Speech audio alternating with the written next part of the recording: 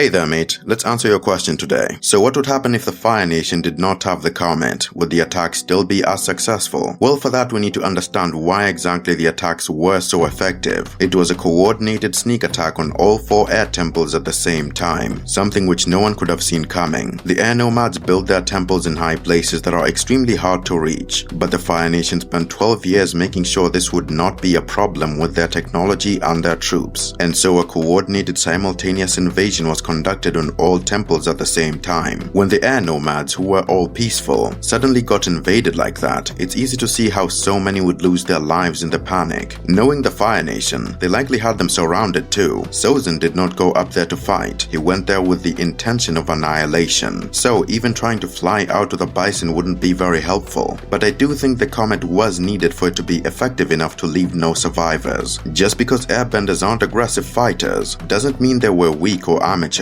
but it likely did not help that their teachings back then were not meant for war. Their teachings were a way of life. So it's very telling that Mangyatso was the one that took out the most lives. As an elder, he likely knew some forbidden methods, like sucking out the air from an entire room, but he did end up erasing himself too though, which just shows that he wasn't fighting back, he was just lashing out of desperation and grief. So to answer in short, could the Fire Nation do it without the comet? Not without taking extensive casualties, no. But I do think with enough sheer numbers, they could have likely done it given the circumstances. Also, all of my videos for this week will be based around answering community questions. So if you have a question for me, leave it in the comments and I will try to answer it in a video.